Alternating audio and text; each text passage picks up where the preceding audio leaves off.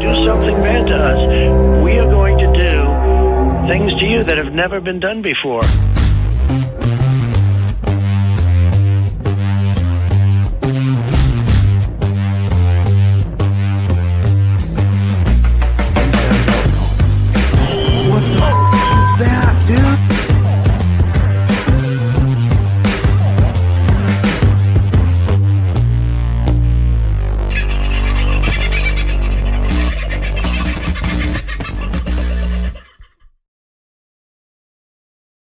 Well, good evening, folks. How are you? And I hope you're having a bloody great Friday. I can tell you I've been a manly man doing manly things today. If you haven't caught the earlier live, I've been truck driving. I've been chainsawing. God, if only I could be a lumberjack, I'd be okay. Some of you will get that reference. I hope you've come to the end of your week. Maybe it's not. Maybe you've got a bit more to go ahead of you tomorrow. I know I have, but... at any rate, it's nice to get to Friday and have the time to spend maybe with family, go out this weekend, catch a fish if that's your bent, maybe going four-wheel driving. There are so many wonderful things. It's going to be a pretty good weekend. In fact, it's going to be pretty warm, I heard, tomorrow and Sunday, particularly throughout the East Coast. So we've gone from, 2 freezing cold weeks to now I think it's 2 very, very warm weeks. So looks like summer's at least beginning or heading in the general direction. There's a visitor around here at the moment who is already complaining about the humidity, or not complaining, but just mentioning the humidity. What humidity? Not feeling any humidity at all, and I'm out there actually working in it. It's, yeah. Very, very weird indeed. So let's have a quick glance into the chat, see who was first in tonight. I think Angelina was first in tonight. She was. Hello, Angelina. I hope your weekend is going to be a good one. You're not going to go and get too socially excited and carried away. Chaos, nice to have you in. Dusty, Scotty T. Who else has found their way in? Oh, you guys are having a good chat all the way in. G'day, Tim. I've got to call you back. I'll do that in the morning, Tim.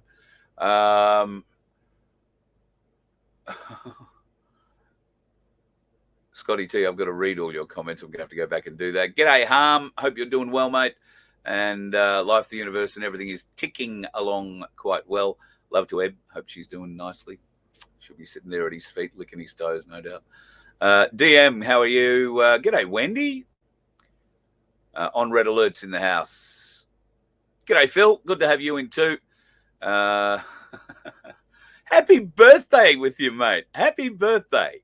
That's awesome. I hope you've had a really good day. Maybe a nice lunch or a nice meal out, or at least the family have given you a call and remembered you. And I know your family here will wish you many happy returns. It's a big thing we do on birthdays around here. Remember that. Big thing. So, thanks, mate. Thanks for your support, and I hope you've had a wonderful, wonderful day. Scotty the News. Good to have you in too, mate. Oh, look at that. Vince Panel is in the chat. Well, seems like the ideal opportunity to bring up the waiver himself. Hello, my friend. How are you? I'm good, mate. I must say it's quite a pleasure to see you sweating away there earlier today. I haven't made any sweaty videos in a while, but if you really want to see me sweat, mate, I'll make some chainsaw videos for you if you'd like, and you can watch my safety goggles fog up. I'm sure that'll look very attractive. Yes, well, there are times and whatever, but yeah, just caught you dump trucking around and playing Master Farmer. I thought that was rather interesting. Having actually knowing the area that you're talking about and where you're traveling, I'm going, okay, I'm glad it's him driving and not me. Right? Maybe I should set a GoPro up on the truck, on the front of the truck one day, and show you where I'm driving, what I'm driving in 10 ton of dirt at a time. You might be quite surprised. The property is, for the want of a better term, a goat track. It is real goat country. I think Vince would agree. The first time he knew he had to walk up to these showers, just from where I am, it's probably 50 meters walk, but it's up a fairly solid gradient. And of course, Vince has a few blood pressure issues, so we had to make sure that he got up there all right. He didn't wear himself up and down too badly. But hands up for me, that was me for the first month I lived here.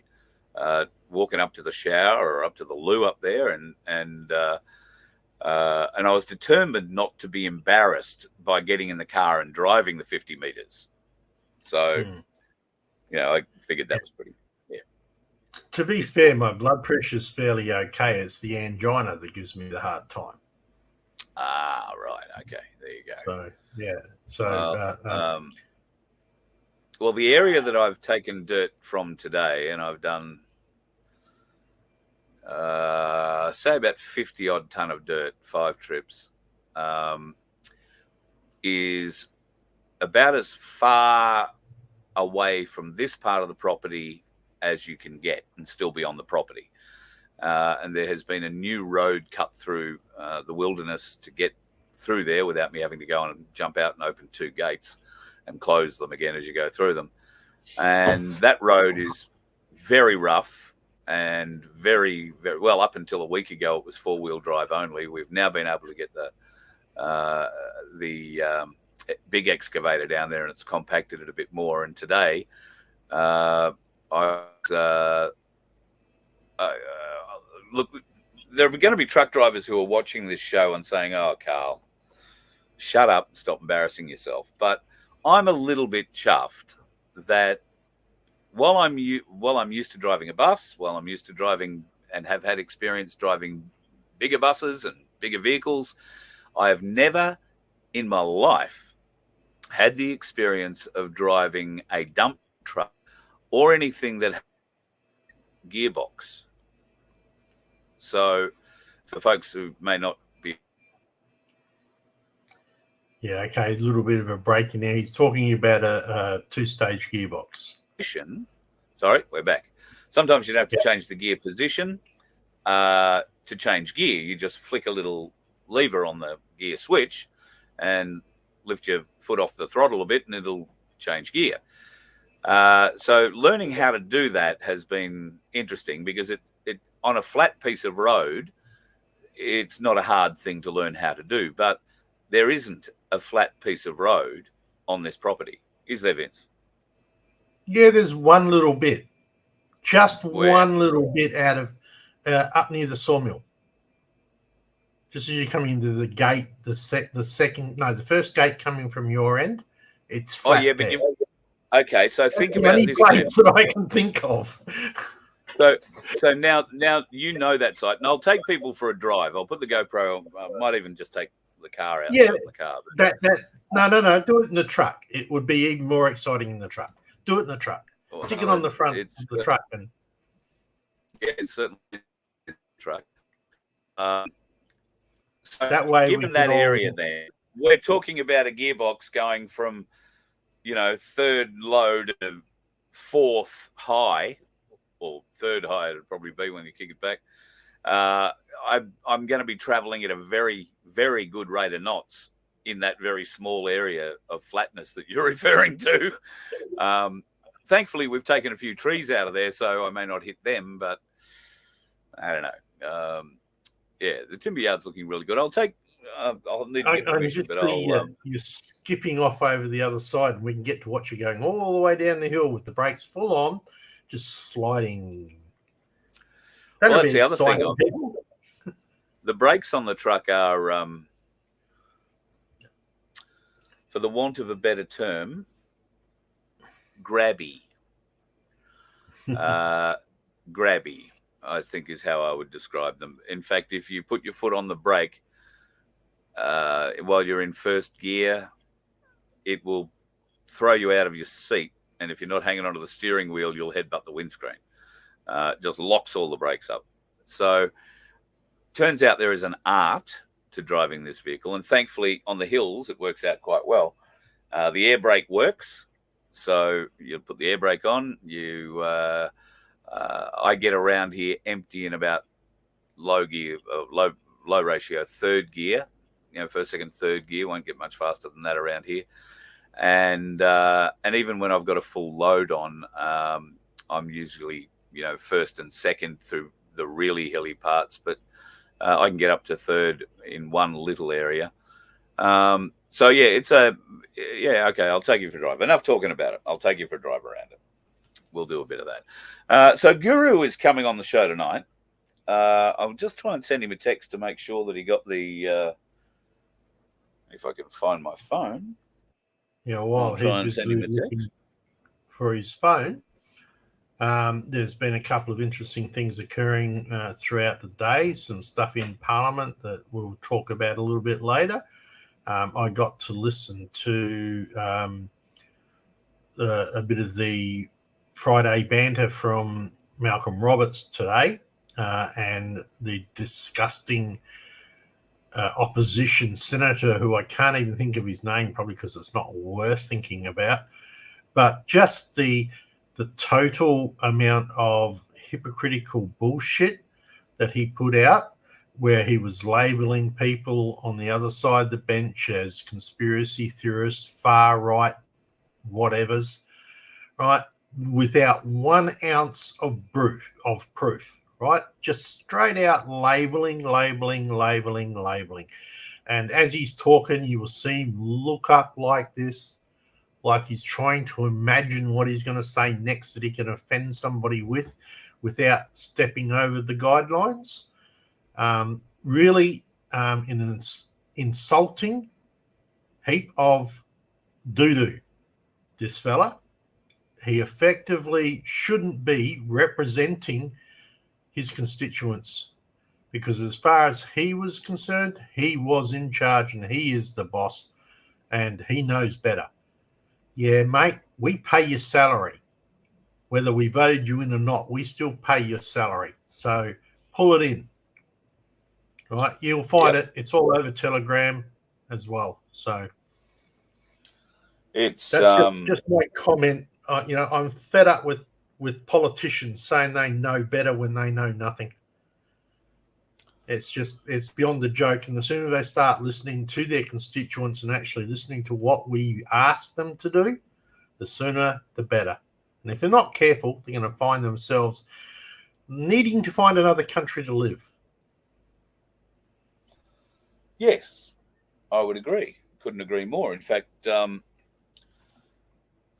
One Nation seemed to be nailing it more and more with their. I'm just going to move this a little closer. More and more with their cartoon every couple of weeks. Today's is a ripper if you haven't seen it already. Not yet. It's and very cutting to the point. It must really, really jibe the Labor Party, but Albanese in particular. It just paints him in such a light. And the fact of the matter is, it's not an unfair light he's being painted in. The guy is an idiot. But he's leading a party of idiots as far as I'm concerned. Worse than that, he's leading a party of traitors. So... Yeah, well, there's... it wouldn't matter what flavour government we had. Whoever it was leading it would be leading a party of traitors under the current system.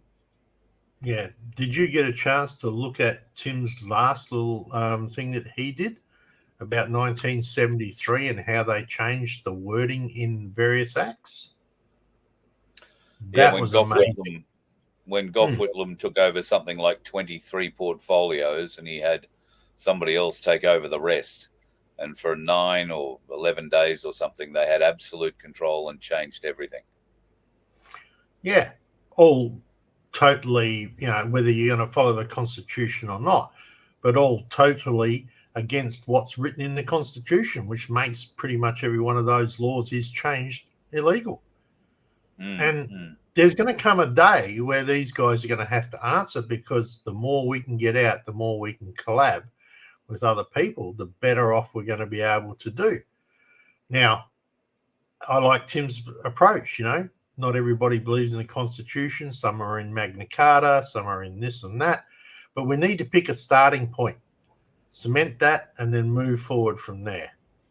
We can change stuff as we need to later, but we need to have a starting point. So, I would agree. And Before Guru comes in, he hasn't joined us yet. I want to thank so many people for the comments on Facebook, because I don't think I've posted them anywhere else, but I know you've posted them on the VOFHQ website. Yes, I have been out taking photos of the moon of late, and you can see one example of it behind us. Both tonight, Vince came on and he looked great behind us. I said, "Oh, I'm going to do that too." So that is the blue moon of 2 nights ago. It was a pretty poor night here to be out trying to take photos of what was, in fact, probably the second full moon or super moon. This is actually what you might have got if you had a good lens on your iPhone. If you had a really good lens, you might have been able to get that, but I doubt you'd get that. And I'm bloody positive you won't get that. So see the rock in the center of the crater in that one. Yeah, look, right in the center.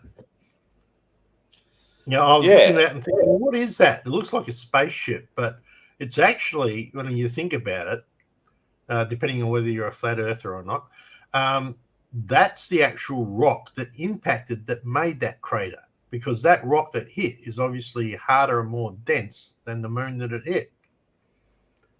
So it must have been a reasonable size. But it's a really good shot, Carl. That particular area, you can't see it in that shot. But if you look up above that bit, that crater we're talking about, and to above and then to the left, there are sort of two, it looks like two large rocks. Mm-hmm. These are actually quite large overhangs. They look like caves or entrances. And in the back, which is all a bit darker there, that's because I have photos of this area from another night where more of that area is exposed. I just haven't got them loaded up here. And I'm particularly interested in that area because it looks to me like there are structures there, straight lines and all sorts of humped or domed sort of, well, it could be rocks, like you say. The lens is good, just not good enough. Need a telescope probably to get as close as I really want to. But that one that you're referring to, and yes, I would agree, it could well be the meteorite or whatever it was that struck that portion of the moon. However, it can also be a very large radio tower, or what looks to me like a transmission tower. Almost like how a satellite dish works with a point in the middle, a focus point that the dish focuses on, and that happens to be aimed at a interesting portion of the Earth, most of the northern hemisphere. So I'm not saying it is that by any stretch of the imagination. I need to take better photos, and that'll come this month, hopefully without the clouds. And I'll get to see, because this particular area is right at the very top, sort of top to the left of the moon as you look at it. So yeah, there are some interesting things there. There are a lot of highlights, let's call them, bright lights that you can sort of see in, not so much in this particular picture, but I don't know, maybe the next one might. No. Yeah, that gives it as well. Yeah. If they want some really good shots, look at the ones that we've put up on VOFHQ. You can zoom right in on them and have a close look. So, and then that is the shot that we've got behind us, the blue moon. So To be I fair, didn't add any color to it. I just I pulled out one item in the adjustment on a very basic photo editor, and it turned blue. And I said, "Oh, good, I'll keep that," and went save. So yeah, I've just pulled a certain frequency of color out of it by pure accident, and that's what came out. So that is the blue moon of August 21, 2024. reminds me of that old song, Blue Moon. Blue moon, blue Yep. moon. I remember that. That's the one. Yeah, beautiful song. That one. Well, I don't know what's going on with Guru. Oh, it says give him 10. Oh, great. Give him 10. That's all right. I'm sure we can gas bag for another 10. Why don't we just start a whole conspiracy theory on that tower? I mean, we can just make up any story because it doesn't matter whether it's true or false. It'll be automatically labeled as conspiracy I can probably load up a few more images that we can start that with. Absolutely. I don't know if you saw this during the week.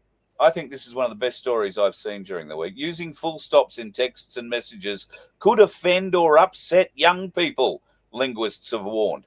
That's because the little fuckers don't know what they are. Teenagers and those in their early 20s, Generation Z, who have grown up using short messages to communicate, and any parent who has one of these little troglodytes understands that that's how they communicate, with short messages. Bloody grunt, moan, grunt, grunt. Communicate, short punctuate. Anyway, they've grown up using short messages to communicate, can see punctuation marks as a symbol of curt passivation. That's because they don't understand what it is. They're idiots. God almighty. Well, anyway, they'll read something into it that tends to offend them then. God help you if you offend them. No one ever died from offense, you know. Well, it depends anyway, on what type of offense it is. If it's a barbed wire, it might make you out. Yeah. The little darlings are just, I could get so upset. Well, I could care less. I tell you something I do care about. Monkeypox. That's a big thing coming to us soon, apparently. But I was shocked and dismayed to discover that monkeypox vaccine is available in Port Macquarie, and they're advertising for you. Now, I don't know, this might have been photoshopped. Penny was actually going to drive past and have a look and see whether or not this particular doctor's surgery did, in fact, have this up in the window. I haven't heard back from her, but she's busy this weekend. Interesting to find out if that is the case, because my suggestion there would be avoid at all costs. Yep, I would agree. I believe that this Mpox bullshit is just a form of extreme shingles that's been brought on by the jibbity jab. Now, that's just my opinion, but I've seen and had one friend experience a horrendous, in fact, the worst case of shingles Queensland Health have ever seen, and all after the jibbity jab. So,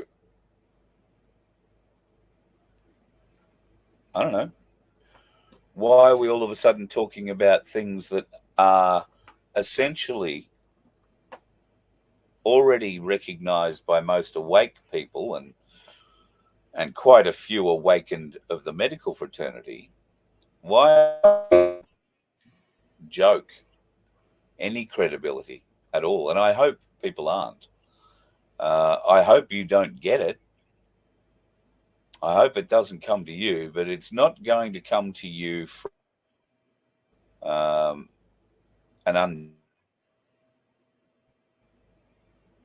Okay, mate. I'd be really keen to see. Which service are you on today? On the Telstra one, or are you on the Starlink? I'm on the Telstra one at the moment. Oh, she's very spotty today. So I'm not sure why. Might have had something to do with the blue moon. Well, there is probably 2 trees still left to remove. One of those, I think, will drastically improve my Starlink signal. But we'll have to wait and see because I've got to reposition the bus over the weekend at some stage. I've got to reposition the bus. So that'll mean a whole different view of the sky and a whole maybe set of different trees to deal with. So we'll see what happens. It will be interesting. But fingers crossed, another couple of weeks here, I think, to do what I said I'd do to help here before I hit the road, and then hopefully we'll be in an area that provides us a little better coverage for both Starlink and the Telstra link as it's got going. So yeah, it's a bit of a battle at the moment, but it looked like a pretty clear night tonight. I thought the bird might work pretty well, but it seems to be having a little bit of a drag on proceedings. All right. It looks like Guru has finally cleaned up what he was up to, and we welcome him to the show. Hello, brother. Oh, here you are. You're at that bloody mansion you live in again. Oh, gosh, don't tell everyone. The Voda bug will be onto it again, mate. You know what I mean? Yeah. I mean, people like us, Carl, trying to keep things, you know what I mean, on the quiet. Yeah, bullshit. We tell the truth about everything, guys. So, yeah, watch the Voda bug. It has disappeared for a while. But we got monkeypox, we got the sloth bug, and we got everything else coming back. So the Voda bug could be back, guys. It could appear anyway. But anyway, how are you? G'day to your viewers, Carl. And, yeah, lovely to see Vince. Isn't it? Who have we got? Yeah, it is. Yeah, Vince. And, we have met some time ago, Guru. Yeah, we have, mate. Yeah, I do remember that, and I picked that pretty well. I thought. But yeah, not bad. How are you, mate? Good to have you on. It's been a while, so a lot's happened in our lives since last you were on the Voice of Freedom. Apparently we hate each other, Carl. Apparently we hate each other, mate. We're not friends at all. You know, this is the rumors we hear out there in the stratosphere. Yeah, and we've been at each other's throats. All sorts of shit. If people only knew the truth, they would be quite surprised. But yeah, you need to sharpen your knife, mate. It's really blunt. That thing you've been rubbing across my throat. It's still. No, I was going to say something there, and I thought, no, that's going to come out in a whole bad way for me. So no, I won't. I was going to say that's the tough old concrete worker out there, mate. He's got that much cement around there now. He can't get through anyway. Yeah, well, you need one hell of a big hook to take down a concreter from Wollongong. I was told a few months ago, but yeah. Anyway, that's the way it is. It seems like Brother John has decided to try and get some movement back into that crane hook. And to be honest, I mean, you sent a text earlier. I don't know what he's come out and said. Apparently, he's talking me up as a Freemason again, and Bergwerf as well. To tell you the truth, Carl, I'll make a quick comment on it, mate. I sort of said on the show, I didn't put it at anyone, but people, some people have really, at the time when the country is looking for a little bit of leadership from somewhere, or something to grab onto, to grab a bit of, which should be God, right? No man, okay? But yeah. I'm sorry, some people are not doing themselves any justice at all. They're coming out there slagging you again. They're slagging Bergsworth again. They're slagging anyone. Now, funnily enough, Carl, I've shown you a few of the texts that I've sent, haven't I? Because you and I don't talk to each other. We hate each other, Carl. We don't exchange nothing. No, but, yeah. I've been left alone, Carl. The heat's gone on you, bro. So, I don't know what's going on here, mate. I don't know. Well, all I can say is I don't know, he might have been a bit pissed this time around and forgot what I said to him last time. Well, apparently Australia has 1 month, Carl. 1 month to get behind him. He needs 200 people, or what is it, 1,000 people at $200 each within a month, or he doesn't give a shit about the money, or this is his words, he don't give a shit about the money, or else he's throwing the towel in and going fishing. Okay. Well, maybe you should go fishing. Well, Because that's you're not going to get anywhere. You're not going to get anywhere if you're going to constantly shoot down everybody else who's trying to fight the same battle. Well, so what's the point there?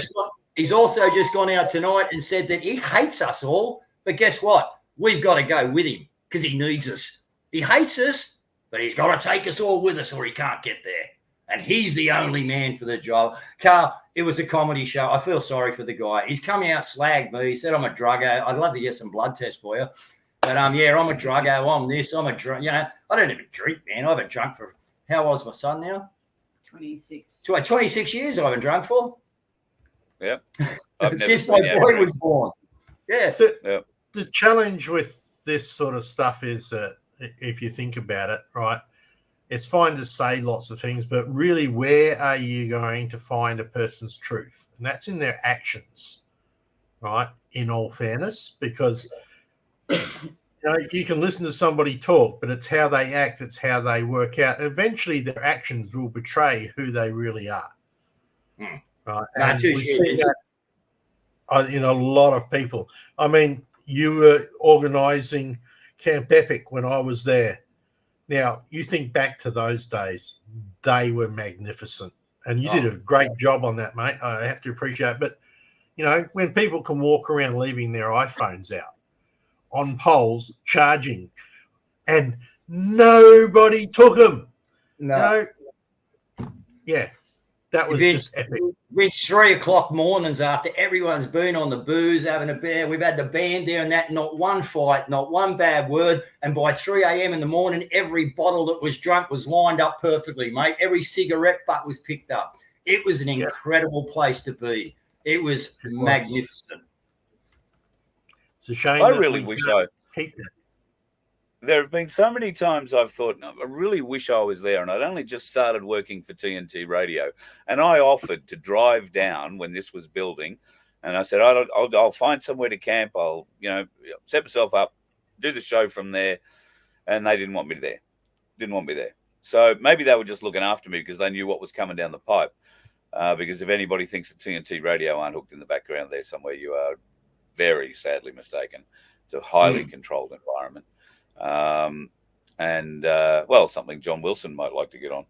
I'm disappointed, not surprised, but I'm disappointed that John wants to start throwing things around. Now, it's interesting that he's calling for $200,000. I haven't told anybody the story and how all this, John Wilson and I were very tight for a while. And then all of a sudden, like Ricardo, he disappeared off into the nothingness. Has never answered a text, never answered an email ever since. So this is my wave, people. What are you waving at? Trying to get his attention. This is how I'm going to catch your attention so I can interrupt. What do you want to interrupt for? Well, sorry to lose your train of thought, but it's because you will tend to say your observations out loud, and sometimes that might put you on the wrong side of people. And I think that's what's happened with somebody with an ego. If you've got an ego, it's easy enough to get on the wrong side of an ego. So anyway, going back to John Wilson, is that the reason why he stopped talking to you? No, if you'd just shut up long enough, I'd have got to that. So the reason he stopped talking to me was because we were trying to raise money to buy a bus. John was very keen to go for a trip to far north Queensland. He was very keen for me to drive. I was happy to drive him there, very happy. Do it sleeping in a tent on the side of the road. Now, John went to work, found a friend of his who had a home, which just turned out to be just not quite suitable. So I went to work on getting, and I hadn't told John that I'd gone to work on getting this one. I told him for a reason, but we'll talk about that at another time. Eventually, when I did let him know, I rang him because in multiple conversations that I'd had with John, he had told me that he could put up his hand And overnight, he could raise $100,000, get $1,000 for 100 people or $100 from 1,000 people overnight. And he could do that. He had that power. And I'd never asked him to prove that to me. But when we were buying this, we got caught in the deal where we needed to spend an extra $20,000 that we weren't expecting to spend. And that was actually the money that we'd put into the budget to run for fuel for the year. So I rang him and I said, John, you've told me many times that you can put your hand up and you can raise $100,000 overnight. I said, will you help me find $20,000? No. Not even what do you want it for? No. And I said, well, why not? He said, nobody's gonna help you buy a fucking bus. And I hadn't even told him anything about a bus. Nobody's going to help you buy a fucking bus. And I said, so you won't help for 20 grand? No. And he hung up. And that's when I sent him an invitation with a picture of the bus to the bus launch, which was going to happen a week later.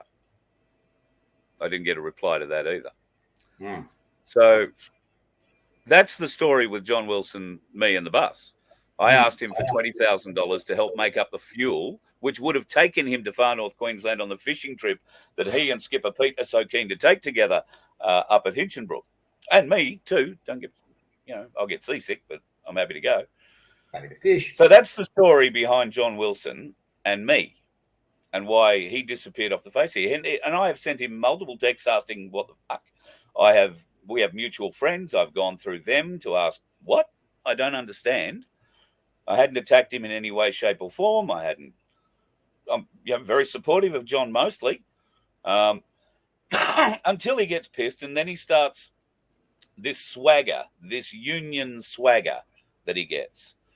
Now, this is a man who's used to raising money from his days through unionism. What did he do with it is the question.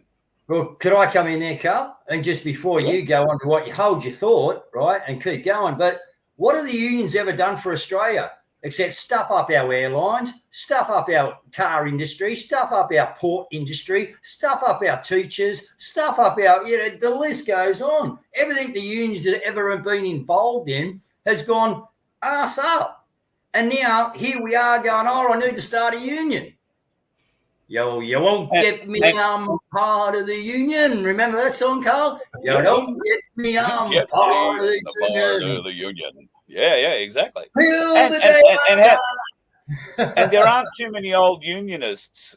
There aren't too many old unionists doing that hard where they can still afford a very nice house in a very nice part of the world and a $200,000 boat, even if it's seen better days. So where did all that come from? Unions. Now, unions. And that, I'm not having a go at him. It's just how it was in the day. That's how it worked. But it's changed now. And clearly, because I've heard this $200,000 he needs.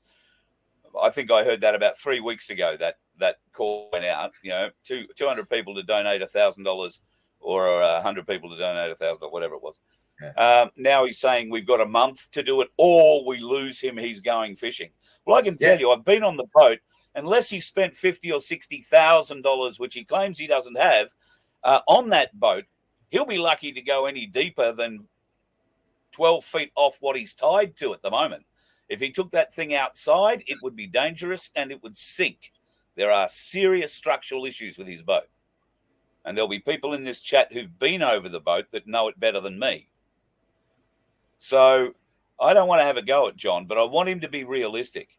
I would have moved heaven and earth to look after John. I'm happy to drive him all over the countryside. Sometimes he talk your ear off and sometimes you go home with bleeding ears. But by and large, he taught me a great deal, but I always took him at his word. People seem to forget. You take people at their word. John has always told you what he is and what he does. You just think he's a bit cute because he swears a lot and looks like, Grandpa Smurf. All we need to do is paint a little bit of blue on the cheeks instead of red. Well, I'm not too far from the truth. The fact is we all view him as that, nice old guy who's actually not that much older than me, but he's lived a hell of a life. You know, his knees are buggered, his feet are buggered, his hands are buggered, everything's buggered. But he's the only He bloke. wasn't I'm very interested to know what he wants. I'm interested to know what he wants to do with $200,000 Carl, it's not to 200 keep him in the anymore. fight. Is that his wage? Because he told me, you know, nobody gets paid in this business. So what's he doing with $200,000? He's obviously got a bit of money behind him because he's got web pages and he's got support around him at the moment, putting out all this stuff for the national strike, which, you know, I saw him using a classic Ricardo trait to the other day. I didn't, sir. I heard about it. I don't really watch or follow John, but somebody told me what he'd said, and he'd come out and said that he's now on the national terrorist watch list. Yeah. Now, this is a classic tactic of somebody who is losing an audience. Yeah. Right? They make up a story that's, the feds are onto me. Terrorists, what? Why? Well, why? Carl, the 200 was the baseline, I think, to get this so-called union. And I don't know how anyone would actually want to get involved with the union. I just told you what the unions have done to our country. And, we got the CMFEU today or 8 hours ago has gone into insolvency or something like that. They've been brought down. You know what I mean? The CMFEU, we've got a show on, I think it's on Sunday night on 60 Minutes or maybe Spotlight, whichever one that is, Carl, but John Setker's on, mate. And from the adverts that I've seen, because I've been up the ranch here, trying to get better, mate, after the pneumonia I've had. So I've had a chance to keep up with the mainstream.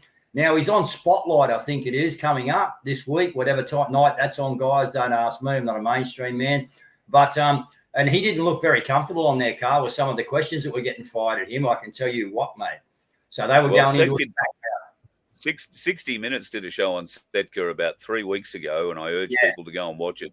He resigned the Friday before it went to air, and I'm amazed he hasn't been charged and isn't sitting in a jail somewhere waiting to appear before a beak and get sentenced, because he's committed some pretty atrocious acts by the look of it. And look, we've got them in every state. They're here in Queensland as well. And they've all got to be cleaned out. It's as simple as that. And I don't think starting with an old communist union organizer, it's not probably the first person I'd hand a check for $200,000 to and say, okay, go and fix this. Well, he said 200,000 won't fix it, but he said if he can get the 200,000, right? And I've heard keep him interested. No, well, apparently Bosey's pledged 50,000 people. All right, not money, but 50,000 people to back him up. That's what Bosey's pledge was off this show that we just sort of seen. I haven't got to that section yet, but I was told about it. But he's talking millions of dollars. He's saying 50,000 members he can pull in from the CMFEU like that because they're going down. They'll all come over and pay their $200, and we'll have 16 million, I think he was talking about, Carl. I mean, is this just a party joke? I mean, I don't know. Is he going to lift up his skirt and show us he's got rainbow undies? I don't know what's going on. Well, the maths doesn't work for starters. I think what you've just said. Yeah, the maths doesn't work. But I think what you've just said about Bosey's influence here is of paramount importance. Now, Rachel in the chat, Rachel Kyle, I saw her pop up saying, are you still on those American chat shows? I imagine Captain Kyle and associated others. Or has Bosey outed you from those? Now, Bosey will have... well, he certainly had some American audience, and he had a great Australian audience, but I don't think I'm going to let too many secrets out of the bag when I tell you that I am very confident when I tell you that the national membership for A1, unless things have changed dramatically in the last month, is less than 20. So where's he? Estimate. I beg your pardon? Well, so that would probably be a fair estimate. So I can tell you that Laura Lightworker has gone out, all right, and said that Ricardo just doesn't have time for the Australian audience at the moment. This was put out publicly in their little chat rooms, you know. Oh, Ricardo just doesn't have time for the Australian audience at the moment because he's just so needed with his military knowledge overseas at the moment. What bullshit. Ricardo's military knowledge would extend to how to pack a fucking truck and get it from point A to point B in the least effective manner. That's what Army logistics does. I don't know. Hey. I know nothing about it, but this is what, you know, this Laura Lightworker or whoever she is, you know, was put out there because, you know, Rick's not being, people have been going, where's Bosie? Where's Bosie? You know, oh, well, Rick's just that big. They need him over in America and in an international audience because of his military prowess and his knowledge. So it may be true, but I mean, hang on. I don't know if it's true or it's not true, and I'm not here to bag him out, but I mean, isn't your backyard your first base? Yep. If the Americans thought they could send him back in here to be our leader after he'd gone over and convinced the Americans what a great bloke he was, they're going to see their leader have the first civil action in Australian history against them. Because I know the people of Australia would not accept him as a leader. He had the opportunity. He failed to communicate. He failed. Not the people. He failed. And his very, very tight, limited team, of which you were part, Guru. But you failed. And there is a reason for it. And you fail from the fucking top. And he fails because of communication. He cannot communicate. Why? Because he gets found out. Well, that's simple. Yeah. What I've seen.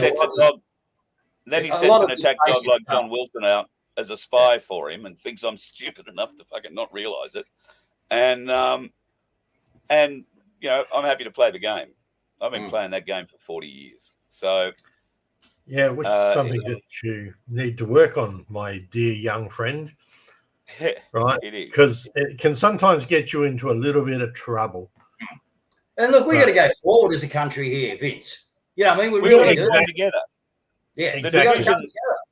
But that won't. You won't get that through dictation. You won't go to get that by telling that your group that you can't do this or you can't do that, and you know you must do this and you must. We've been told what to do. That's why we're in the shit that we're in, because we're being told what to do. We're being dictated to, and everyone's going, oh, okay, we'll go along with it. Yeah, okay. Until we're into a spot now, everyone's against the wall, and you're going, holy shit, you know. Now our own people are dictating to us. So, you know, I think the Australian people just need to galvanise, you know what I mean, and come and stand side by side, link arms. We know what we need to do. We need to remove ourselves from the beast. Okay, the beast is the killer. The beast is the new world order. Okay, we refocus, get onto that, right? Yeah, there's corruption everywhere, all right, but we need to refocus, guys, all right, and know that our enemy, right, is the cabal, the new world order. Forget anyone else that's putting shit on, like, you know, they want to do the Carl tonight. Carl and Bergsworth, the fucking mate. Well, they're calling you Masons because they got nothing else to do. You know, this is when you can tell people to get into the bottom of the barrel. Yeah, show me the proof. I'm sick and tired of your name calling. All he's doing is doing what Ricardo Bosie did, and it didn't work for him. If John thinks it's going to work for him, well, fucking good luck. Because if you can find an ounce of Freemasonry in me, my friend, you're doing better than me. Well, I asked you to share your goat, and you said you didn't have one, and I couldn't find one. I'm surrounded with 50 goats up there, they're my friends. And we have a great relationship, even though I feel a bit uneasy about their little square eyes. It's there's something about goats, but anyway, you'll get used to that. Yeah, and this is not it's not supposed to be right. Go. But we've got lots of various freedom groups that are out there. Various things like we've got the Voice of Freedom here and the Freedom Broadcasting. We've got Truth Seekers. We've got you. With all of these groups now, some of us are not. We don't marry up 100% in what we believe in, but we all do believe in one thing, and that is that this country and this current the world is basically screwed unless we do something about it, right? So really, we have to take our little petty shit, throw it out the door, and combine on the big stuff that counts. Right. So if we have a disagreement between, we should do this or we should do that, is it relative to the big picture? No, not really. It's just us squabbling. Well, then too bad. Throw it out the door. And let's concentrate on the good stuff, the stuff that's going to unite us and put us together. Yeah, getting together at the governor's place, Vince. You know what I mean? Doing these things, getting out to Forest of the Fallen. You know, we are at a time now where the community wants to know what's going on. Conversation is so easy. You know, it's time to grab your mate next door who you've actually talked to and he knows what's going on, and actually put your arm around his shoulder and go, mate, let's take a walk down the street. We got a few houses to knock on. You know, we're going to go down the cafe. Let's go and have a chat. Let's really talk loud when we're getting that coffee. You know, let's bring the conversation to the people. This is what we need to be doing, guys. Seriously, this is what it's ground root stuff, and it's simple. Get the stuff from Did You Know website. Jake's going to give it to you if you can't afford to pay for it. He doesn't care. He just wants to win his country back too. Young Jacob Go and let it drop box We should get Jake here on the show. We can help promote his website too. He does some great stuff. He's a great kid, mate. Yeah. Another one that was actually, you know, demonized, ostracized, and told bullshit. Mate, the guy's a gun. He owns 3 freaking businesses. And he does all that he does with Did You Know as well. And he's a successful little kid. I've been to his house. You know what I mean? I've been in the inner circle with him. You know, these guys you and I owe a lot to young Daniel in Western Australia with Project Matilda. When others were kicking us off their platforms left and right, Daniel was working his ass off to give us a place, an Australian-made, Australian-built place that we could literally call our own, and that any Australian can call their own. Anybody can join. You could be from overseas. ProjectMatilda.com is the website. Think of it like Facebook, only it doesn't have Zuckerberg involvement or the ads. But you know, he needs a bit of support over there too. What he has put together is Vince will be able to tell you more. It's a large undertaking. This too, lots of this. Right, the amount of space and stuff he is using for videoing, right, that costs a lot of money. The unfortunate part about our freedom fight is it's not bloody free. So if we want to get out and reach the masses, we have to spend the money to get to the masses. And we're using technology that's owned by the cabal. We're still got to pay for it to use their own weapon against them. And this is what I mean. We're going to remove the money and start and put the money into our own people. You know, listen, guys, you know, we had 2 million people down in Canberra. Imagine 2 million people gave $1 a month to, say, Project Matilda, a trustworthy guy, right? Even if we use him, Carl, as an example. 2 million people vouched to give $1 a month for 6 months. What could we achieve, guys? Far out, man. We could achieve mountains, I'm telling you. And we do need money. Okay, we do need money. But I'm not going to go out and ask for the money. I'm not going to beg for the money. Carl knows what I put into it. I'm not even going to go into it, okay, what me and my wife have put into this thing. But why? Because we're not prepared to sit back and watch the country get bullied to death. You know, we're not. And if we don't win the fight, what good's my money? What good's the vote? What good's the ranch? No,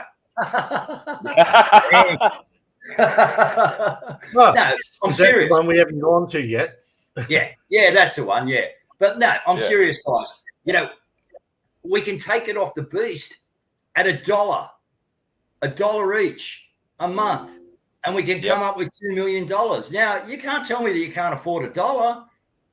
Yeah. You know, and you're right, Guru. Everything costs money.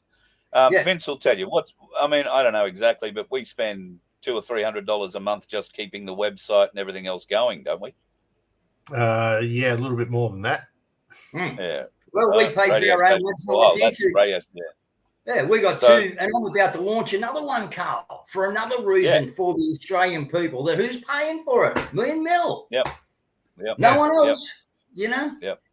And we You know, we get put people out. in to help us because we can't pay wages to people. Quite rightly want something if they're going to give a lot of time, and it does require Yeah. behind the scenes contributor or something like that. Love to have you, as long as you don't want to be paid and you're happy to take direction on what we need. But hence the reason he loves me so much. Time. Yeah, well, and just on this note, can I tell you that our first contributor to FBN is this bloke sitting in the corner here, Vince, who has put together a fabulous story on FBN. I would highly recommend that people go over to FBN Media on YouTube and check it out. And you've done well, mate. Congratulations. So really, I just literally stuck a camera in front of that and the information session for my place and recorded it.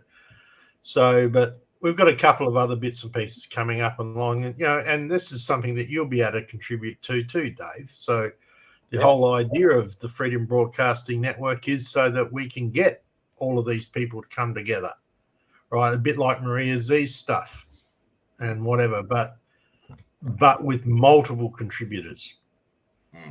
Yeah, and people have got one place then to go.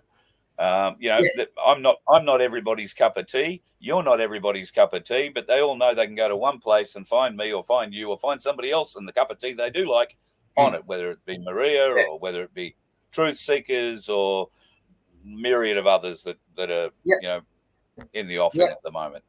There is. Yeah, you're right, Carl.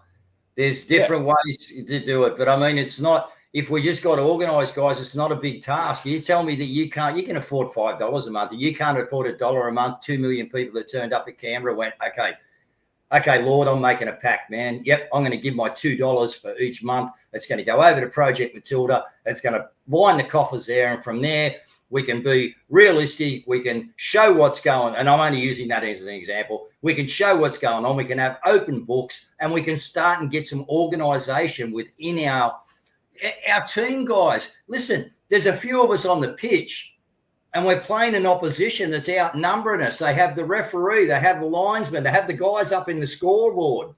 Everyone's on their side. And we got people sitting in the stands cheering us on. Well, you need to hop into the game. You need to be in the game because you know what? I was a decent sportsman, man. As you know, I've won champion. I've won with my kids and I've won myself. I've coached people through. Okay. And no one listens to anyone in the stands, guys. I don't hear what you're saying when I'm on that pitch. I got no interest in what you've got to say. Guess why? Because you're not on the pitch. You want to come and join me on the pitch and pass me the ball and I'll give you the ball back.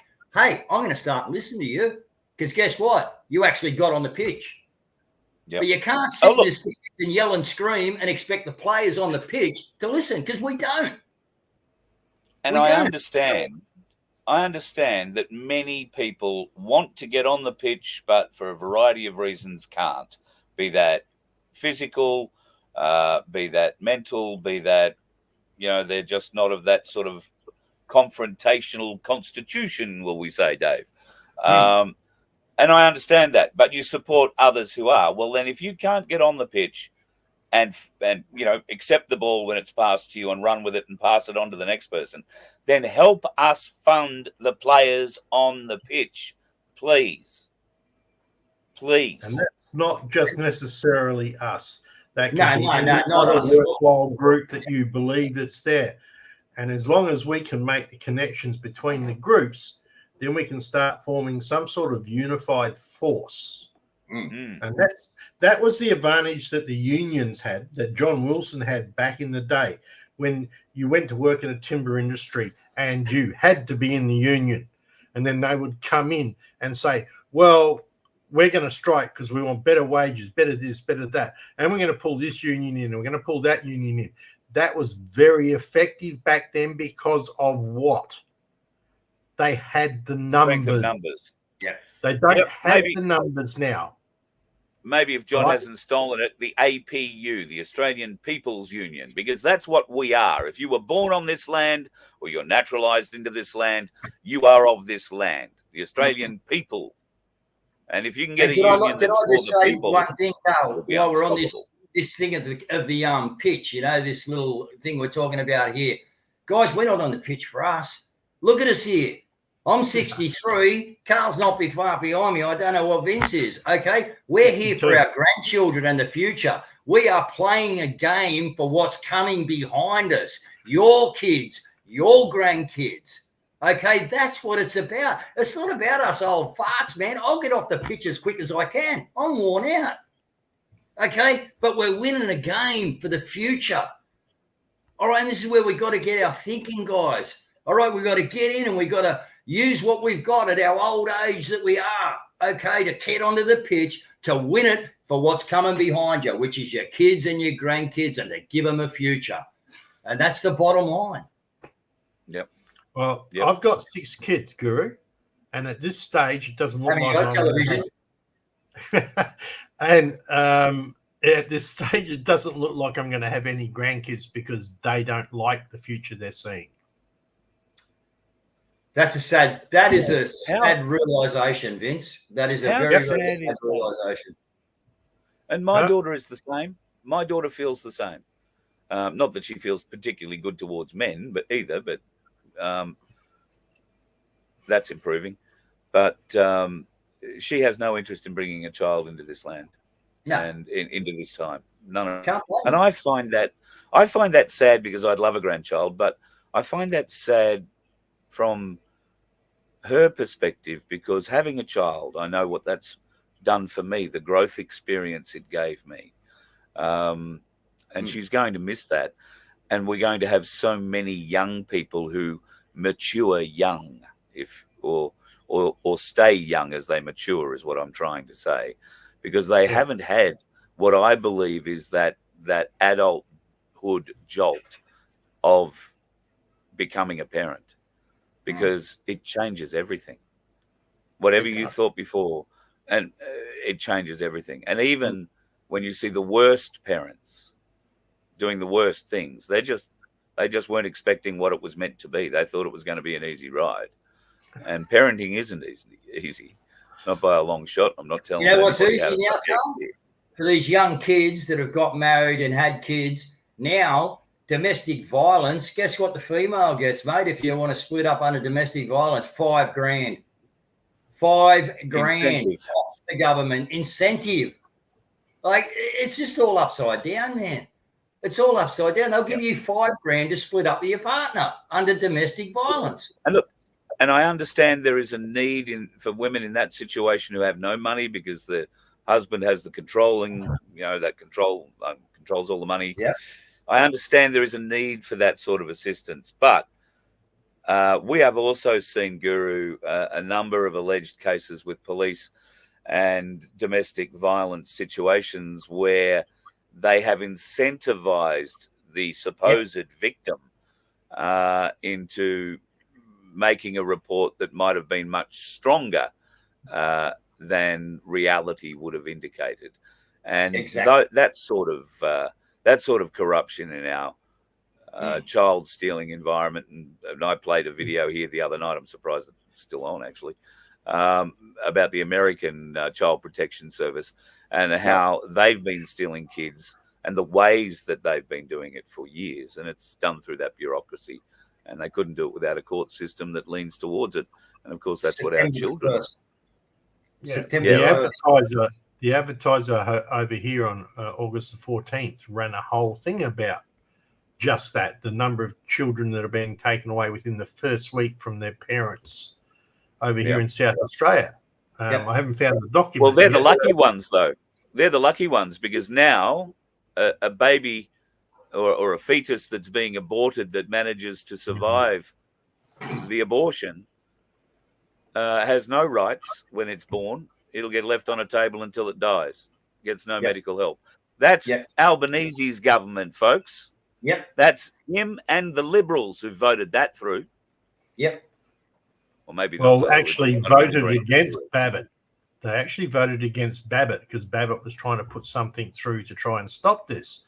And they all voted against it. You got to... as much as I don't like the politicians, because 98% of them are lawyers, let's face it, we're at a stage now where we've got people from various parties who have crossed the floor to vote for what is right for their constituents and what is right for humanity. So you've got the One Nation people, you've got the Liberals that have crossed it, like Rennick and Antic, right? Personally, I am really sad to see Rennick leave, even if he is called. He only lost by 2 votes. He needs to stand independent and see if we can get him in. I'd be happy to go and travel there to wherever he is and go around and hand out pamphlets, because I like the man's guts. Right? I like the fact that he stands up and tells it as it is and backs it with bloody fact, not fiction. Yeah. Yes. So, sorry, I'm just getting on my soapbox. No, look, we've all got these soapboxes, and you would be surprised, Vince, how close all these soapboxes are. You know, because none of us want to see any of this stuff. You know, we are decent human beings. We are hurt by what's going on. That's why we're in this fight, you know, because we know it's wrong. It hurts. We see families getting hurt. We see the cabal just ripping us apart, you know. I've seen families just be divided so hard, man. I've seen people who I know, not in my family, but people who I know quite well. When that $5,000 incentive come out, the conversation between the two of them was, how are we going to set this up and still stay together? And they've gone to it, and they've picked up the $5,000 and achieved it, and they're still together. You know, it's open incentive to make people be dishonest, to lose their moral compass. This is all by design, people. And the sooner we stop this beast, we stop the design of what they are doing to us. Yeah, one of the biggest things that I think is fear. Yeah. Now, I'm going to ask you a question. Carl, do you fear what's going to happen to you in the future? Guru, no. Do you fear what's going to happen to you in the future from our government, from anybody?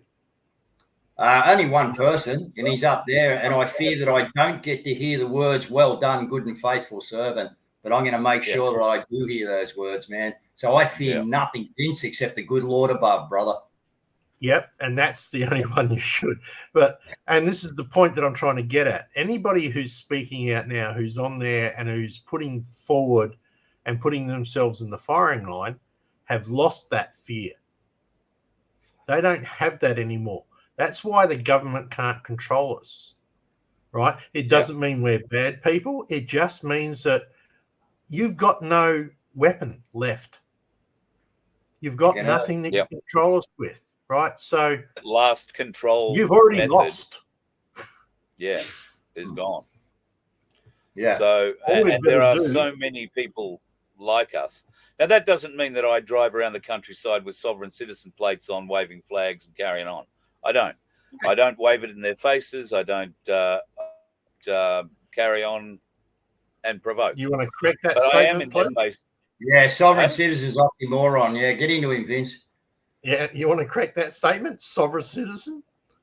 Oh, well. Total oxymoron? I mean, that's their wording. That's what they use. But, you know, we know that there's sovereign and then there's citizen. One is above the power, the other's below. Sawing chainsaws and wood and trucks and big things. And it's been a long week. All right? So I'm sorry. Yeah, I'll give you that one. That was a Freudian slip because we hear it so often from the mainstream media. So, but you take my my point. I'm not deliberately provoking. What I am trying to do is to awaken as many people as possible. And if it came down to the fact that throwing me in jail or making up a bunch of false charges against me or whatever, I don't think they want to make a martyr out of any of us. You know, look what they did to Simeon. Yeah. Okay. They managed to get him Russian citizenship. They gave him such notoriety. Well, I know that sounds stupid, but at the end of the day, they gave Simeon exactly what he wanted. He now has dual citizenship, can go to Russia anytime he wants, and now has a media profile in Russia as well. Yep. And Putin's opened the doors, mate. Anyone who wants to go and like Russia, come on over. Mate, I have the application. Have you? You've actually got an application sitting there. They're going to. I'm going to have somewhere to live. So yeah, we'll have to wait and see. By the way, you got to go and watch that green room that Commo John was on the other night, because he's told the Russian that he might be coming for a bedroom next to the Russian in the Russian consulate. Now, how's that? Hey, the man who's going to fight till his last breath is already organising his seat in the Russian embassy to run away like a big friggin' sook. Was that said in jest, or was that? No, that was serious. That was serious, really? Man. Okay. Yep. Huh. Well, the people have lost the plot, Vince. They've lost the plot. Well, take them like their word, and they will tell you what they are. And I don't know. Old communists never die. They just get a bit pissed, get a bit red, get a bit grey, get a bit loud. Yeah. But so we really did skip over the really important part that we started to discuss, and that was about the fact that the laws currently allow for a fetus that's being aborted that's still live, right, not receiving any medical help. Now, apparently that's a state-by-state call, so I hear. So you're still going to come down to it. Is it right or wrong? I mean, I'm adopted, for crying out loud. Why not just have the baby and adopt it out? There are certain cases, let's be fair, there's certain cases where, yes, an abortion is the right move. Bloody connection. Right? I know, you're dropping out. It's all right, I've taken over the show, Carl. You're good. Yes. There are certain cases where that sort of stuff is relative, and it's on case-by-case basis. So let's be fair about that. But you need to put that on the connection. A little back up a bit. But generally speaking, the fact that the child makes it out alive, I mean, come on, you've got to supply. You can't just leave it in a dish. Yeah, no, it's just. Are you even human anymore? If you had to deal with that, do you even consider yourself a compassionate soul? And it's actually, you don't have a soul as far as I'm concerned. Yeah. You couldn't do that theoretically. You can't have a soul if you could just do that. Yeah, but after you've gone through 4 years of nursing school and medical school and 6 years of that, your soul has been altered. You can't save everybody. You know, they start treating you like a gardener treats a flower bed. Yeah. They look after the ones that look beautiful and will stay beautiful, and the ones that look like they're going to die, well, we'll just see if it dies. And eventually they die. They pluck them out of that bed and get rid of them. Well, my mother was a 7th grade sister. She used to be matron of the hospital down in Mount Gambier in South Australia. No matter what, nurses to a main degree, and not so much doctors, but definitely for nurses, right, they went in with the altruistic moment of wanting to help people, and they have a soul in there, and they do start to accept loss because they can see that as inevitable, right? But that's loss at the other end of the scale, not at the beginning of the scale. The beginning of the scale must hurt them. And I know from the nurses I used to speak to all the time that they were, in fact, very, especially in the prenatal ward, right, and in the maternity wards, that was when they lost a child, then that was heartbreaking even for them. But this, right? You're talking about something that happened over 20 years ago, I'm betting. True, fair enough. Well, more like 60. Yeah, right. Yeah, true. So the nurses and not like your mum anymore, and not like the people that worked with them. Nowadays, remember the matron, Carl? The matron was this. Yeah. I'm sorry, man, but she was as white as your bus, Carl, and she ruled the hospital with an iron fist, mate. I can remember being 8-year-old, getting my appendix out, and I'll tell you, you didn't muck around with the matron, mate. Well, your matron told you to eat your ice cream, you ate your bloody ice cream. It was as simple as that. I had an auntie that was a matron. She owned her own friggin' hospital in Geelong. You didn't fuck with her, I can tell you. Did not muck with her at all. So, and you're quite right. She did have an arm the size of the up there. She just heard you out, mate. She's just having a chat to God's ear right now. No offense taken. They were beautiful people. I knew exactly. They were hard asses on the job. When they left the premises, they were beautiful people, mate. They had a heart of gold. That's why they had a matron job. That's right. And that's true. They did care. But it's all about money nowadays. Let's be fair. That's what it's about. It is. Right. Especially in the healthcare game. And it's about how fast can we churn that bed over. Yep. You know? And now they're just going to hit old people for more money, Carl, because the government can't pay. And now they're looking for 30 million, for another 30 million or 33 million or something out. And they're going to screw it out of the old people that they're already screwing it out of. Yeah, and people with their super still in big super, silly enough to have it there. That's where, now they've got the big company around your super saying, 1% super tax on everybody and get us. Well, if you want to give the government, and they're saying 1%, you reckon they're going to take 1%? They'll take more than that.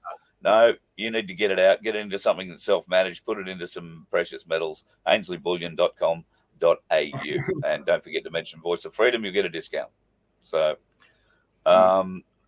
it's the way to go. And Cass and her team from Freedom Financial Solutions can have it in sort of 2 to 3 weeks. It's a pretty quick setup.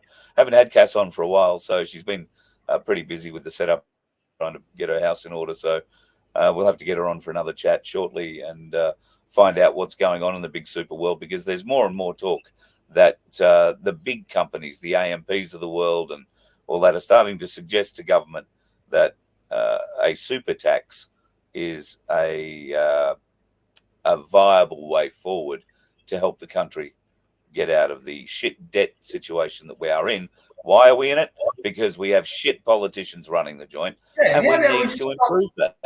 How about we just stop laundering money, Carl? You know what I mean? And giving it to the bloody Ukraine and everywhere else. It's all a money. Everything is a money laundering operation. Our subs, our this. We're not going to see a sub in 2060 bloody 5 or whatever it is. You kidding me?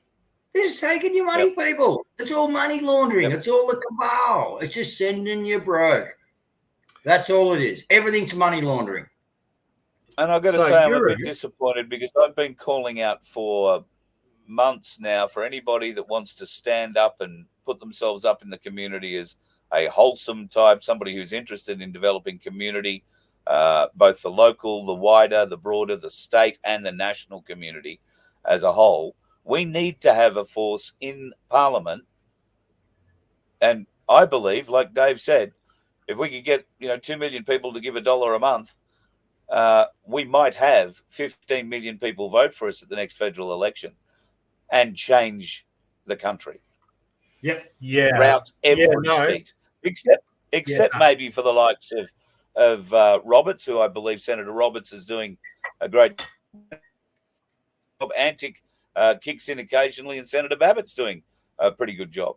So they're the only ones, as far as I can see, actively, almost on a daily basis, working to expose what's going on. And I look forward. I know it's difficult for them, and I've been very critical of them in the past, because I've felt they haven't done enough. They haven't been direct enough. They haven't been aggressive enough. They haven't held these bloody bureaucrats to the flame long enough to get the truth. But I believe that they are getting the truth, and they are also gathering the evidence that these bureaucrats are untrustworthy, will tell lies, bald-faced lies to Senate estimates. And I think Roberts, if he wanted to, could rightly claim the scalp of the 2IC of the CSIRO, who treated him with absolute contempt in Senate estimates and refused to answer questions. Babbitt's own people crossed the floor to stop him getting the COVID inquiry. Well, Babbitt is only Babbitt. there is only Babbitt. See, there's no others other than Babbitt. He's the only one that's there. That is the issue. We do not have enough numbers sitting on that other side of the fence. And that's because we've got things like the teals that have come in.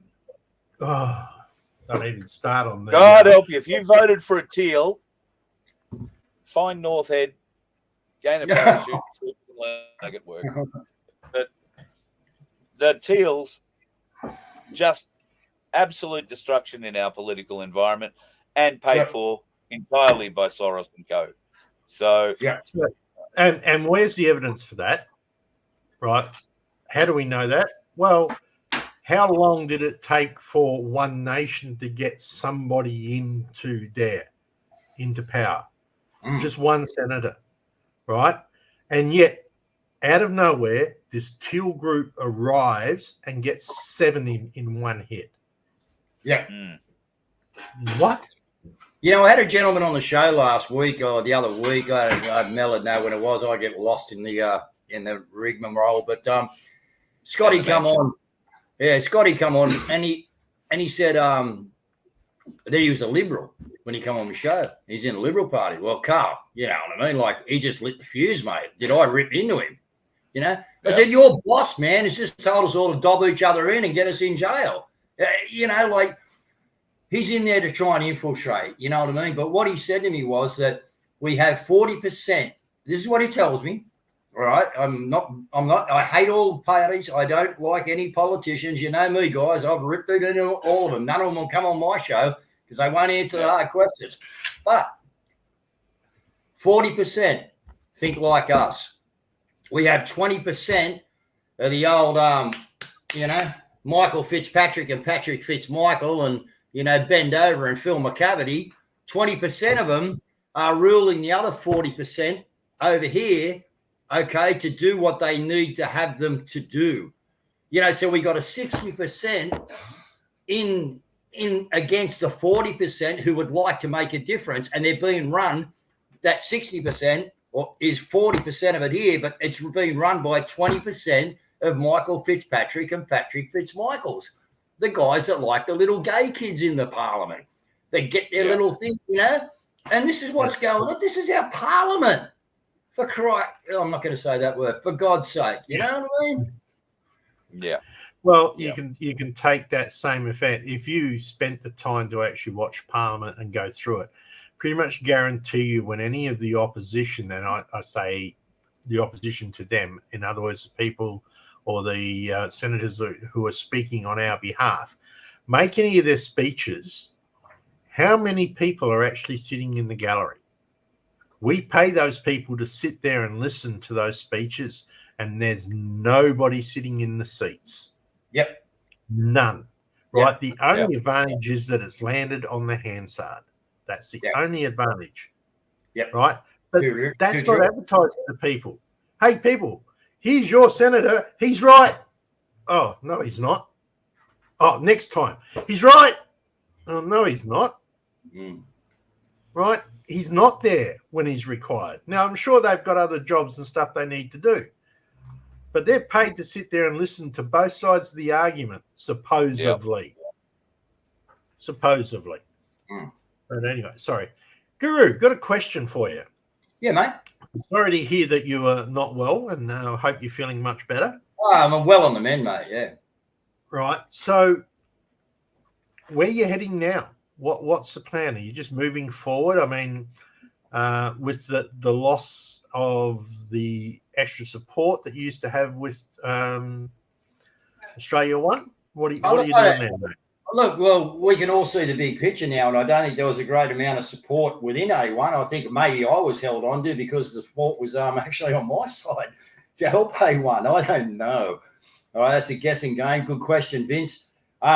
But I tell you what, mate, as soon as I wanted to ask questions and have them answered, the response I got was, if you want to believe this bullshit, thanks for your time. See you later. After 4 years. I know that one well, mate. I know that one well. Okay. Now, so what do you do? And look, guys, I said this on some international chats. I've said this before. If I wasn't the type of guy I was, I probably would have, we'll use my diary as an, I would have picked up the corner of the carpet, all right? I would have swept that little one about perjury and me and my wife and 4 other friends under the carpet to head forward, okay, for the betterment of Australia. Now, I knew there was no use doing that, but if I'd have done that, then what happens to Guru when it all falls apart 2 years down the line, or 12 months or 6 months, and they go, what, Guru, you knew about this bullshit, did you? And you're still with them? Yeah. Yeah. Sometimes it comes back to integrity. Yeah. I had to make a character decision for myself. And that actually stood on the things that Rick likes to cock on about, which is morals, ethics, and, all the rest of it. Well, sorry, but I had to stand in mine. You know what I mean? And I had to stand in mine because that's who I am. I stand by truth. Okay? Excuse me. Am I a rough Christian? Am I a rough diamond? I'm probably the worst Christian out there. Okay? But I'll tell you what, I'm a Christian that stands by the truth. And I stand by, I fear nothing but not to hear the words, well done, good and faithful servant. So if I'd have put myself in that position, be prepared for Australia, let's say, to pick up the carpet, sweep it under and say nothing, who am I doing good? No one. No one. So the truth had to come out. Unfortunately, I was the one put in the position. Now, 6 other people come out and done that. Once they saw me getting hammered and that, you know what I mean? Boom. They were straight out there. Guru, let us take the heat, man, because we've got the story. Okay, and we want to tell our story, and we've never had the chance to tell our story because there hasn't been another time when maybe it was at a position where these people would be believed in what they said. Okay, so again, this was all not my timing. I didn't want anything to do with it. I would have liked to sat in the background and just not made a decision. Okay, but it comes a time in your life, guys, where you got to make a character decision. Now, the people in the US are saying to me, you're one ballsy dude, man. How big are you, Guru? Oh, I'm 66 kilos when I'm on weight, you know what I mean? And I'm 5'7.5". And you were willing to take that dude on? Well, I didn't want to. I really didn't want to. Yeah. But I wasn't going to bend my character. And I was given no choice, as my wife just said to me then. Hey, man, could I ask you some questions? Because this went down and I've got the proof to say that your other half is lying. So here's the proof and here's the documents. Oh, you want to believe that? Bullshit. Thanks for your time. See you later. Phone gone. Communication cut. Well, I mean, we don't need to go over that. That is past, but what's the plans for the future? The plan for the future is to stand in my truth and to stand into the truth of Australia, right? And that is, we're in trouble, guys. The New World Order is coming down on you like a ton of bricks, man. They know it. They know we're in disarray. They put us in disarray. Okay, they got pressure on you from every direction, man. This is a thousands of year plan. Okay, and it is now coming to the fruition of what are you going to do? What are you going to do? Great question, Vince. What I'm going to do, I'm going to stand in my character. I'm going to stand in my faith in God. And I do believe, I come out on my show the other night. If you didn't see a show 2 nights ago, Mel, where I put out a bit of a 17-minute rant at the beginning on a Bible verse that God gave me. Now, I didn't give the Bible verse. God told me to open it. I'm sitting on the lounge over there going, far out, Lord, I'm confused, man. This is doing my head in. Can you give me some direction, Lord, on what's going on? He said, open that. And I'm at the ranch, all right? I didn't even know there was a Bible here. I looked over and I went, and he went, open the Bible. Okay. Where? Open it. Bang. Where do I go to? Shadrach, Meshach, and Abednego. They're right going into the furnace. Okay, but Jesus stepped into the furnace with them. There's only 3 men in the furnace. And who was it? Nebuchadnezzar. Now, who was he the king of? Babylon. Where are we now? We're fighting Babylon. Times of Babylon. Okay. So that was a word that was given to me from God. You don't randomly open up a Bible to Daniel 3, okay, and get the story of King Nebuchadnezzar for no reason. And the reason is, people, is because that was a message that I was meant to put out, that you are. If you think you can walk through this furnace without being on the wrong side and we're sitting on a fence, you're in trouble, man. You're going to get zapped. You're going to get burnt up. Okay? You want to walk into that furnace like we all have to do, and that's what the New World Order is. They're bringing the heat down on you 7 times hotter than what it's supposed to be. Well, if you're not going to put on the protection that the good Lord gave you, you're going to get hurt. So, Vince, to answer your question, I'm going to walk forward in the armor of God, and I fear no man, and I'm going to push this point until something breaks. It's as simple as that. But I won't be on my knees. I'll be on my feet. I've never bowed a knee. I missed my dad's 92nd birthday in the hospital. He's done all those stories yet. But anyway, I couldn't see my dad on his 92nd birthday. Now, I could have if I wanted to bow a knee. Yeah, I know what you mean. I wasn't prepared to bow the knee, mate. Neither was my wife. Yeah. Right.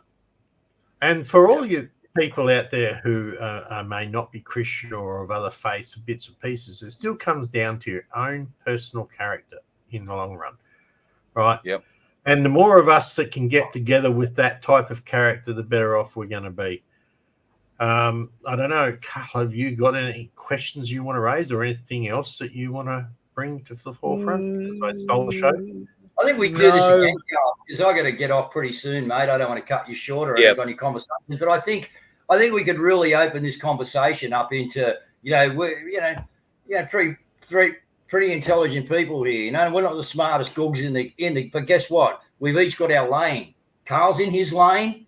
I'm in my lane. I stick to it. Okay, my lane is a news show.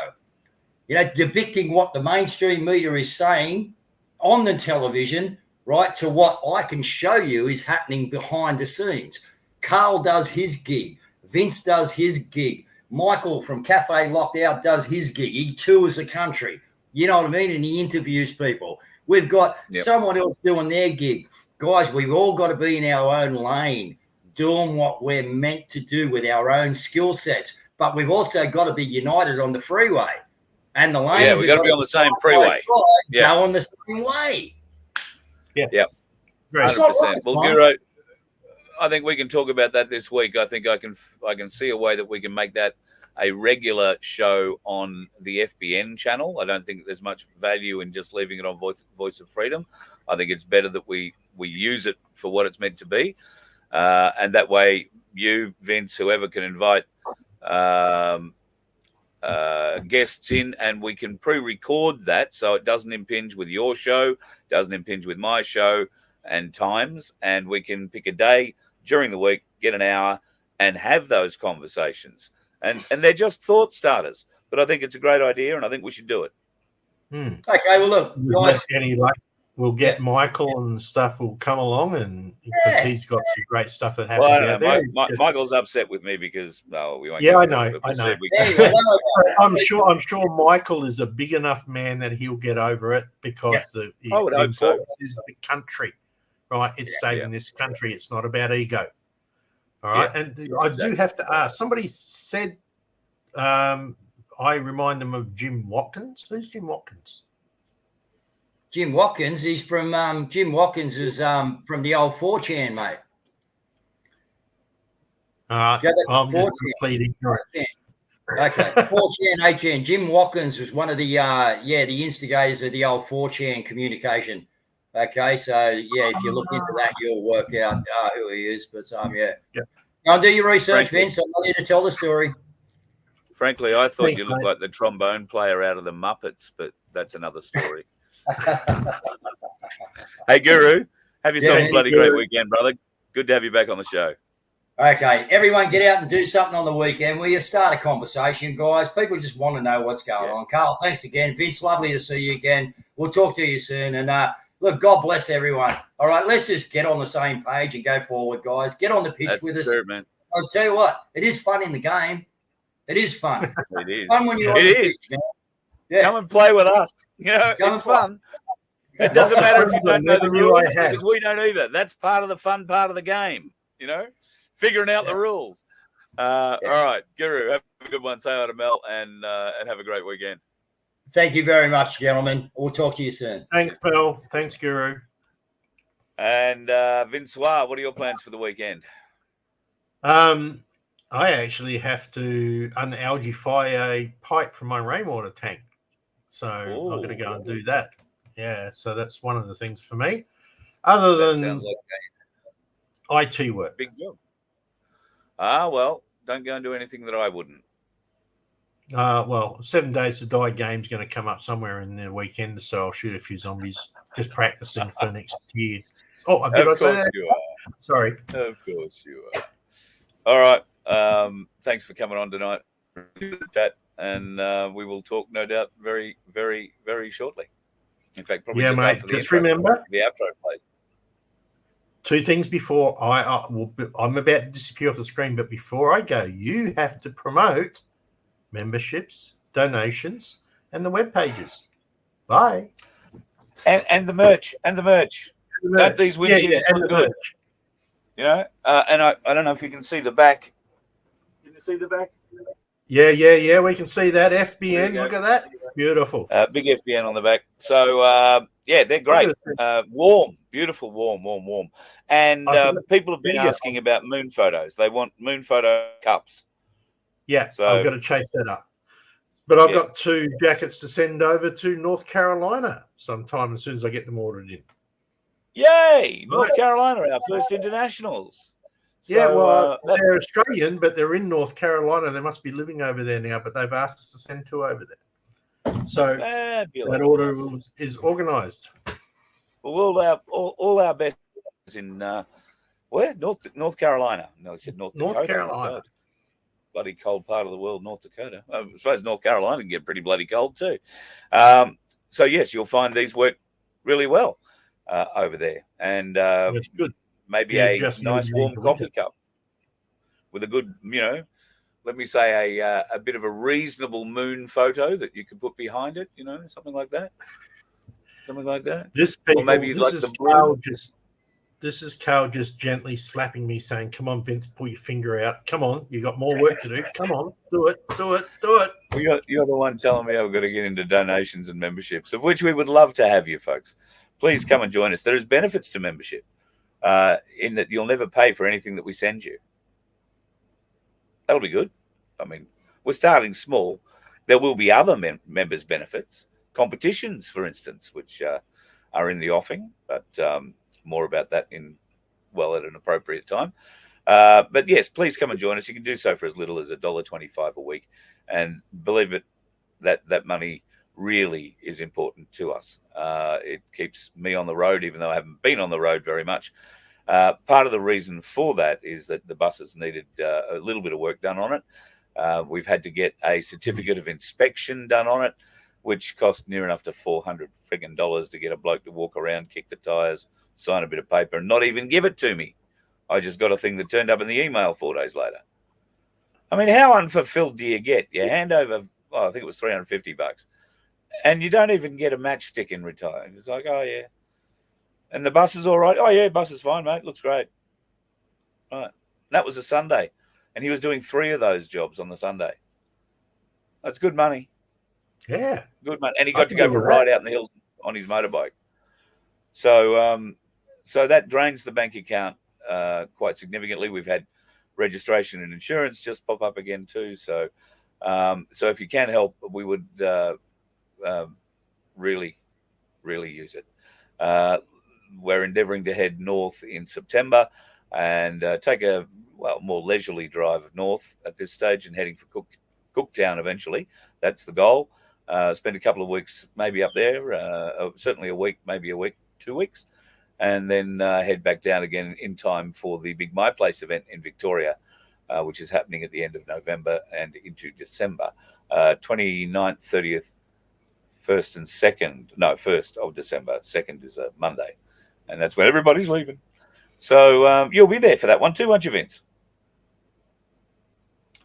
Yes, good. Thank you. It's been wonderful as you've stopped talking.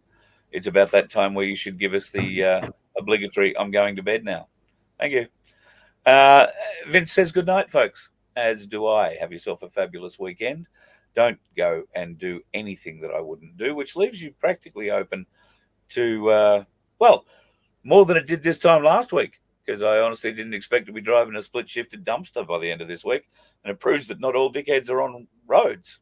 You let one ant stand up to us, then they all might stand up. Those puny little ants outnumber us 100 to 1. And if they ever figure that out, there goes our way of life. It's not about food. It's about keeping those ants in line. That's why we're going back. Does anybody else want to stay? Let's ride!